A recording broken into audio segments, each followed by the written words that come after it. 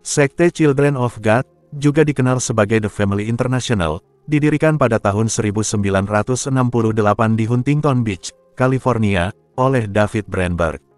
Berg, yang lahir pada tahun 1919, adalah seorang pendeta Pentakosta yang sebelumnya telah bekerja dalam pelayanan gereja tetapi merasa frustrasi dengan apa yang dilihatnya sebagai kemunafikan dalam kekristenan arus utama. Pada akhir 1960-an, suasana sosial dan budaya di Amerika Serikat sangat dipengaruhi oleh gerakan kontra budaya dan protes. Berg melihat peluang untuk menjangkau kaum muda yang kecewa dengan masyarakat dan mencari makna spiritual. Dia mulai mengkhotbahkan pesan radikal yang menggabungkan elemen-elemen kekristenan dengan doktrin anti-kemapanan dan hidup komunal. Gerakan ini menarik banyak pengikut muda yang tertarik pada pesan cinta dan pemberontakan Berg.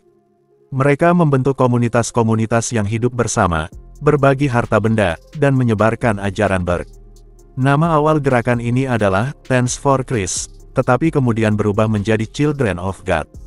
Children of God terkenal dengan beberapa praktik kontroversial, termasuk penggunaan hubungan bercocok tanam sebagai alat untuk merekrut anggota baru dan mengumpulkan dana, sebuah praktik yang mereka sebut sebagai flirty fishing. Praktik-praktik ini, bersama dengan tuduhan penyalahgunaan dan penyimpang hubungan bercocok tanam, membuat sekte ini banyak dikritik dan diawasi oleh otoritas di berbagai negara.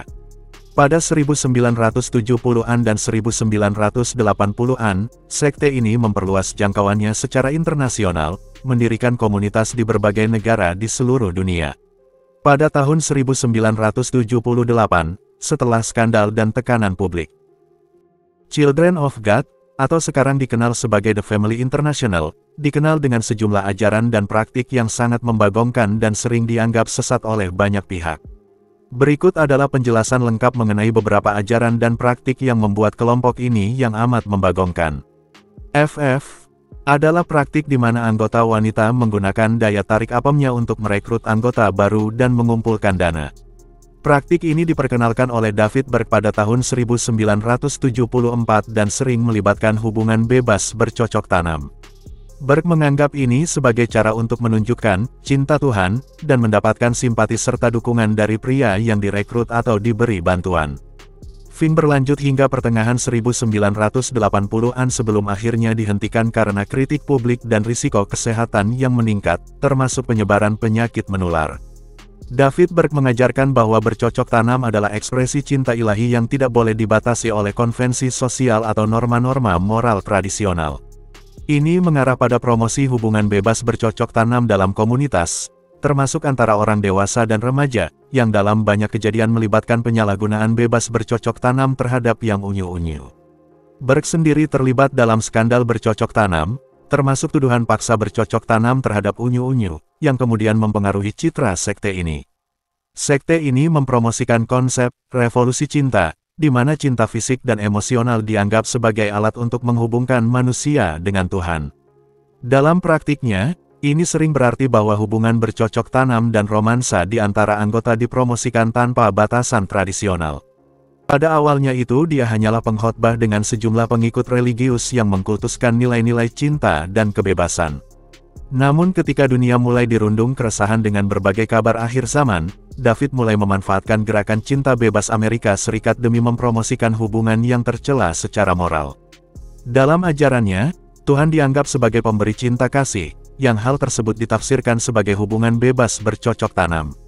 Karena itu, para anggotanya diberitahu bahwa tidak masalah melakukan hubungan bercocok tanam dengan anak-anak dan anggota keluarga mereka sendiri bahkan oleh para bini orang lain, intinya bebas melakukan genjut bercocok tanam oleh siapapun. David Berg yang pada saat itu berusia 49 tahun, mulai menafsirkan ulang agama Kristen dengan memperingatkan akan terjadinya kiamat. Hal ini disokong maraknya pemberitaan kiamat kala itu. Ketika gerakan ini berkembang, ajaran Berg yang dituangkan dalam surat-surat yang bertele-tele dan mengandung kata-kata kotor kepada para pengikutnya menjadi semakin aneh. Berg meramalkan jika Kohautek akan menghancurkan Amerika, mengatakan kota berbentuk piramida berada di dalam bulan, dan mengaku dibimbing oleh roh Rasputin, Martin Luther, MacArthur dan Pied Piper. Hubungan bercocok tanam adalah topik lain yang sering dibicarakan.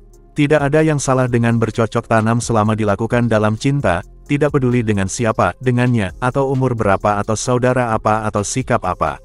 Berg menyatakan hal itu dalam surat tahun 1980 yang masih menghantui kelompok tersebut. Tidak hanya itu, dia juga menyarankan agar orang tua melakukan anu pada anak laki-laki mereka sebelum tidur dan menginstruksikan pengikut perempuan bagaimana memikat laki-laki ke dalam kelompok. Dilansir dari All That's Interesting, organisasi ini pernah memiliki anggota global sebanyak 25.000 orang dan hampir 15.000 orang diantaranya adalah anak-anak. David Berg, seorang penginjil dan mantan pendeta dari sebuah gereja kecil, mendirikan Children of God pada tahun 1968. Ia awalnya menarik para hipis dan anak muda yang tidak puas dengan kehidupan konvensional dan mencari makna spiritual. Berg dikenal sebagai Moses David, atau Mo, di dalam kelompok tersebut. Ajaran Children of God sangat berbeda dari kekristenan tradisional. Mereka mengklaim memiliki interpretasi khusus dari Alkitab dan percaya bahwa mereka adalah umat pilihan Tuhan untuk menyebarkan kasih Tuhan dengan cara yang radikal. Beberapa doktrin utama mereka termasuk: Berg mengajarkan bahwa hubungan bercocok tanam adalah bentuk kasih Tuhan yang harus dibagikan secara bebas. Berg sering mengeluarkan ramalan tentang akhir zaman dan kiamat yang mendekat. Anggota dianggap sebagai bagian dari keluarga besar dan diharapkan untuk hidup dalam komunitas bersama, seringkali dengan gaya hidup komunal dan berbagi sumber daya. Kelompok ini juga dituduh melakukan kontrol pikiran dan manipulasi terhadap anggotanya, membatasi kontak dengan dunia luar dan memaksa ketaatan mutlak kepada pemimpin. Pada tahun 1978, kelompok ini berganti nama menjadi The Family of Love dan kemudian pada tahun 1987 menjadi The Family. Pada tahun 2004, mereka berubah lagi menjadi The Family International. Perubahan nama ini adalah bagian dari upaya untuk memperbaiki citra mereka setelah berbagai skandal dan tuduhan.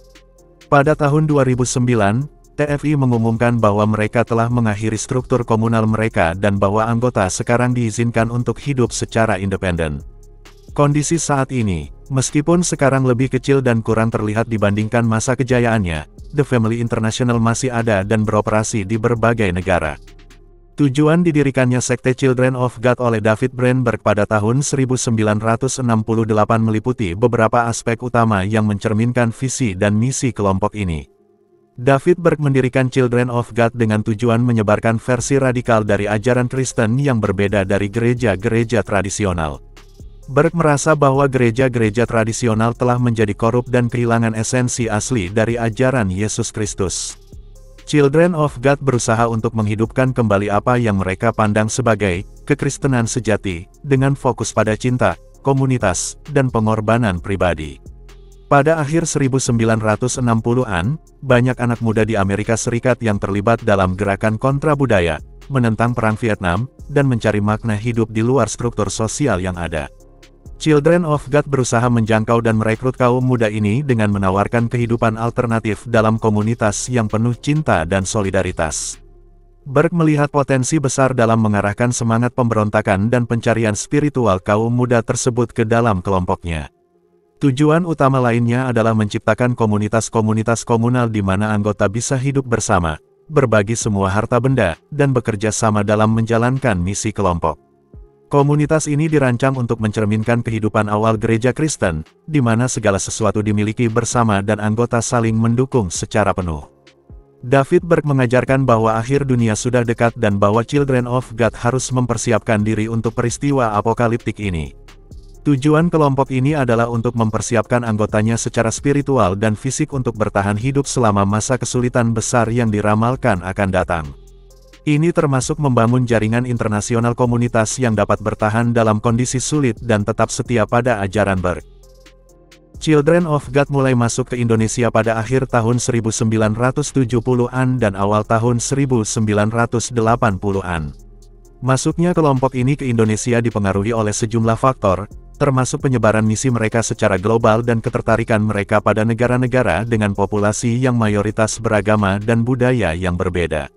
Beberapa faktor yang mungkin mempengaruhi masuknya Children of God ke Indonesia termasuk: sejak awal berdirinya, Children of God telah memiliki misi untuk memperluas jangkauan mereka secara internasional. Mereka mencari kesempatan untuk mendirikan komunitas-komunitas baru di negara-negara di mana mereka belum memiliki kehadiran signifikan. Sebagai bagian dari strategi ekspansi mereka, Children of God tertarik pada negara-negara Asia, termasuk Indonesia, karena kekayaan budaya dan keragaman agama di wilayah tersebut. Mereka melihat potensi untuk mendapatkan pengikut baru di antara masyarakat yang mencari makna spiritual. Children of God percaya bahwa mereka memiliki ajaran yang unik dan relevan untuk disebarkan ke seluruh dunia. Masuknya mereka ke Indonesia mungkin dipandang sebagai bagian dari misi mereka untuk menyebarkan pesan mereka ke berbagai negara dan budaya. Ketika Children of God pertama kali masuk ke Indonesia, mereka mungkin telah menarik minat dan dukungan dari beberapa individu atau kelompok yang tertarik dengan ajaran dan praktik kelompok tersebut. Kondisi sosial dan politik Indonesia pada saat itu mungkin juga mempengaruhi masuknya Children of God. Pada era tersebut, Indonesia sedang mengalami perubahan sosial dan politik yang signifikan, dan kelompok-kelompok baru dengan ideologi dan ajaran yang beragam mulai muncul dan menarik perhatian. Saat Children of God masuk ke Indonesia, mereka kemungkinan besar memulai dengan upaya penyiaran pesan mereka, menyebarkan literatur dan melakukan misi pribadi. Mereka mungkin juga mencoba mendirikan komunitas-komunitas kecil di beberapa lokasi di Indonesia. Namun, karena sifat kontroversial dari ajaran dan praktik mereka, dan kemungkinan adanya reaksi negatif dari otoritas dan masyarakat setempat, kehadiran mereka mungkin tidak selalu terbuka atau tercatat secara resmi. Meskipun Children of God The Family International tidak memiliki kehadiran yang besar atau terorganisir secara terbuka di Indonesia, mereka kemungkinan memiliki beberapa pengikut atau simpatisan di negara ini. Ajaran yang mereka bawa mungkin mencerminkan ajaran yang sama atau serupa dengan yang mereka sebarkan di negara lain, meskipun penekanan pada praktik tertentu mungkin berbeda tergantung pada konteks lokal. Namun, karena kelompok ini terus berubah sepanjang waktu dan mungkin tidak terlalu terbuka tentang ajaran mereka, informasi tentang ajaran mereka di Indonesia mungkin tidak sejelas di negara-negara di mana mereka memiliki kehadiran yang lebih besar.